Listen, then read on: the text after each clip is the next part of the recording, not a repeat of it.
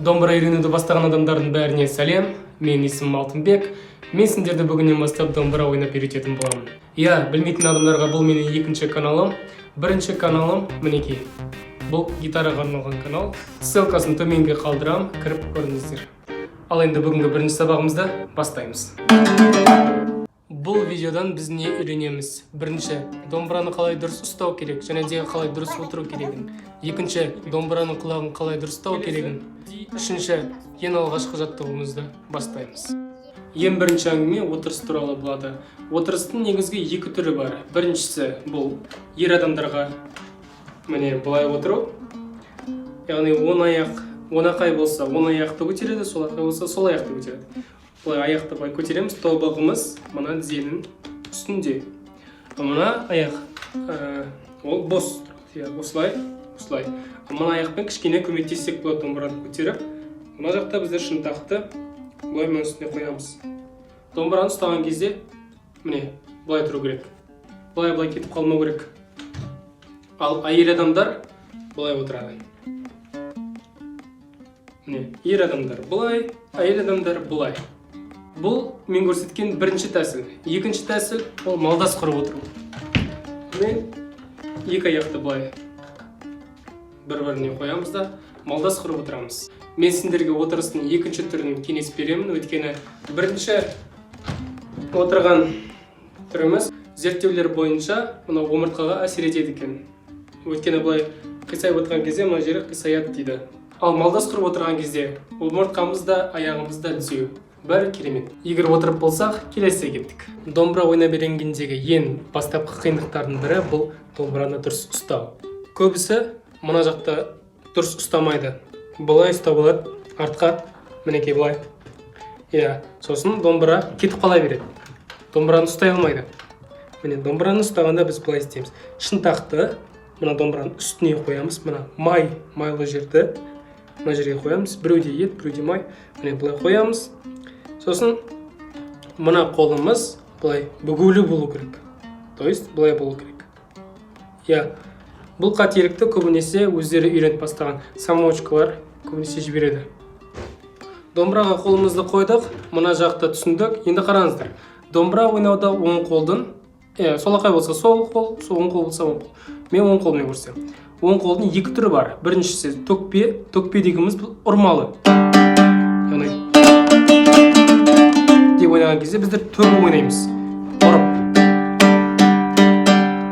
Енді бұны қараңыздар қалай ойнаймыз. Төрт саусағымыздың мынаумен мына екеуін қосамыз бір-бірімен. И төменге ойнағанда мына саусақ кетеді, тырнағымен ойнаймыз. Ал жоғары ойнағанда мына бас бармақпен жоғары ойнаймыз. Сосын ұрған кезде мұқият болу керек. Мына неге екеуіне де тиіп, және де мына шанаққа да тиіп керек. Жоғары, төмен, жоғары, төмен, жоғары. Ұрған кезде төменге қатты түсірмейміз былай, және қатты көтермейміз жоғары. Бір, нені ұстап тұрамыз. Шекара дейік.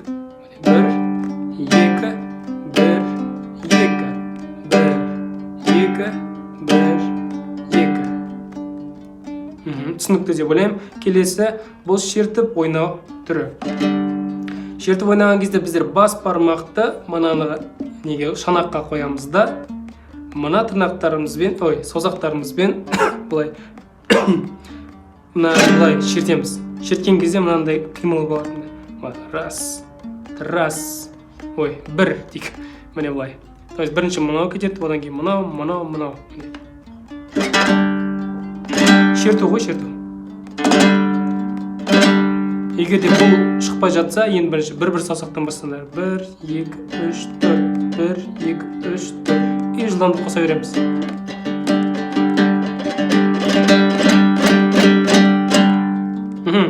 Төменге ойнап үйрендік. Енді жоғары ойнаған кезде біздер мына саусақпен жоғары ойнаймыз.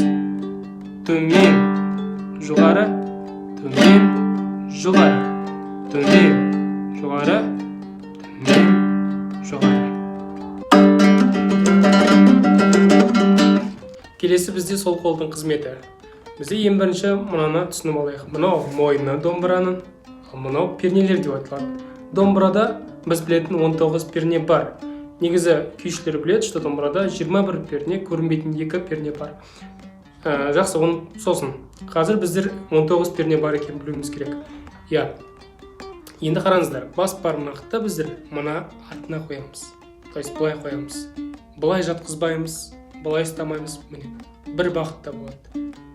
Былай төменге жүреді, және жоғары былай жүреді. Былай төмен жүреді, былай жоғары жүреді.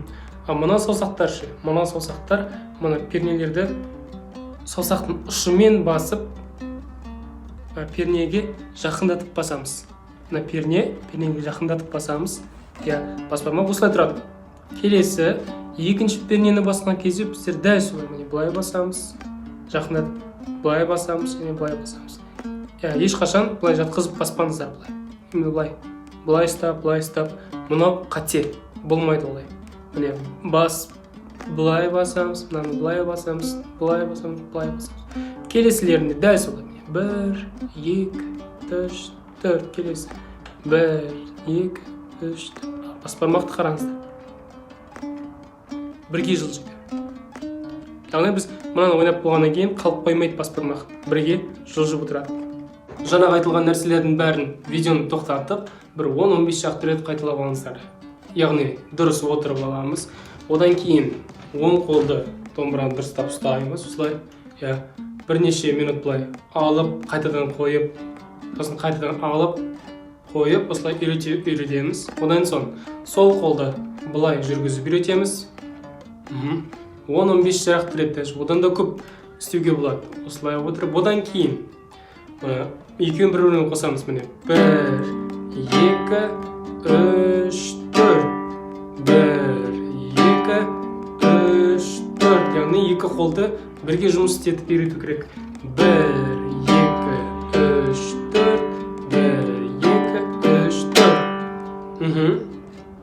Осылай бірнеше рет жасағаннан кейін барып, келесі бөлімді бастай берсеңіздер болады. Бүгінгі сабақтың екінші бөлімі бұл домбыраның құлағын дұрыстау. Яғни домбырада күй немесе ән ойнамастан бұрын біздер ең бірінші домбыраның құлағын дұрыстау керек. Оның екі түрі бар. Бірінші оң бұрау, екіншісі теріс бұрау. Біздер соның оң бұрауын үйренеміз. Ол үшін бізге мынадай приложение көмектеседі. Бұндай приложениенің түрі бар, мен өзім осыны қолданамын. Негізі домбыраға арналған осындай екі приложение бар. Бірақ біреуі Android-та жоқ, біреуі iPhone-да жоқ. Ал мына приложение екеуінде де бар. Мінекей телефонға мен приложение жазып алдым. Жазылғаннан кейін Open дегенді басамыз. Одан кейін ондайларды пропустить деп. Гитара 6 струн. Хорошо дейміз. Доступ к микрофону. Разрешить. Микрофонға разрешение береміз. Одан кейін мынандайлар болса, X басып шығып кетеміз. Кірген кезде осындай гитараның суреті шығады. Бізге керегі G және де D әріптері. Бұл домбыраның төменгі ішегі G, ал D жоғарғы ішегі. Так, енді бастайық. Домбыраның төменгі ішегі бұл мынау. Жоғарғы ішегі мынау үстінде. Біз ең бірінші G әрпін басамыз. Сосын төменгі ішекті бұраймыз. Көтере береміз. Мына домалақ қызыл ортасына бару керек. Ортасына келіп, жасыл жанса, дауысы дұрысталды төменгі ішегі. Оны былай ұстаймыз да бекітеміз. Дұрысталдық и бекітеміз. Келесі D әрпін басамыз.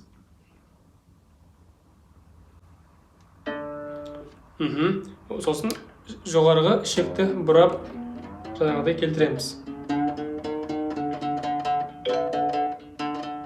Келді. И бекітеміз. Төменгісі де, жоғарғысы да келтір.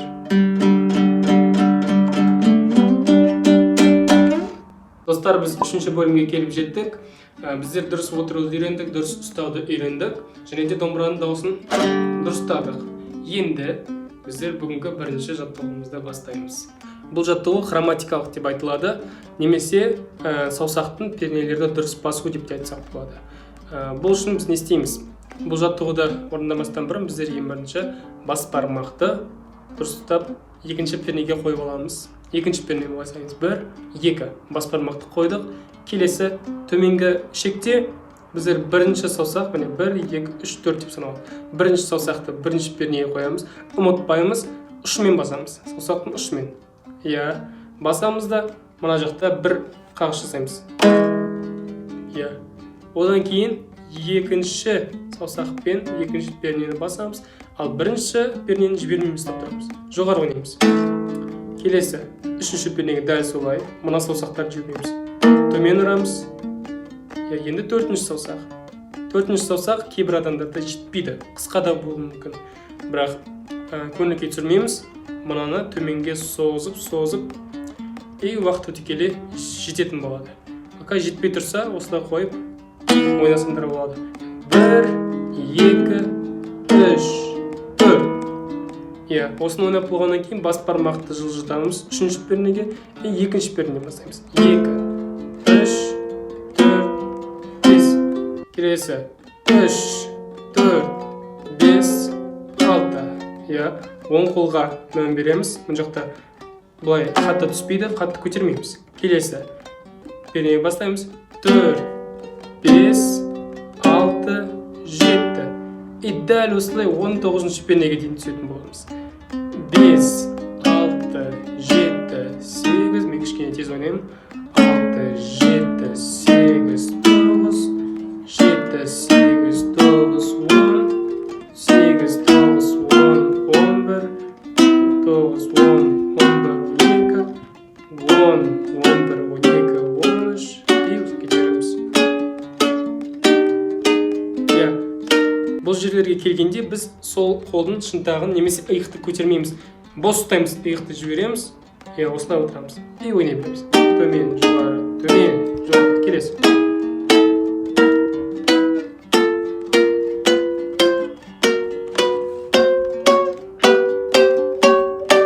И қайтадан бірінші пернеге барамыз да қайталаймыз. Біздің мақсатымыз, бұл жаттығудың мақсаты біздер дәл басып үйрену пернелерді және де жылдамдыққа жұмыс істейтін боламыз. Бірінші асықпай ойнап шықтық, енді келесі тез ойнаймыз. 3, 4, 3, 4, 4. И жылдамдық қоса береміз.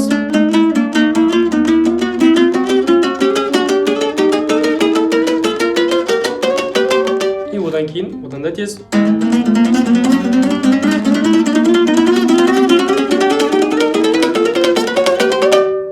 Иә, осылай. Достар, мінекей бүгінгі бірінші сабағымыз аяқталды.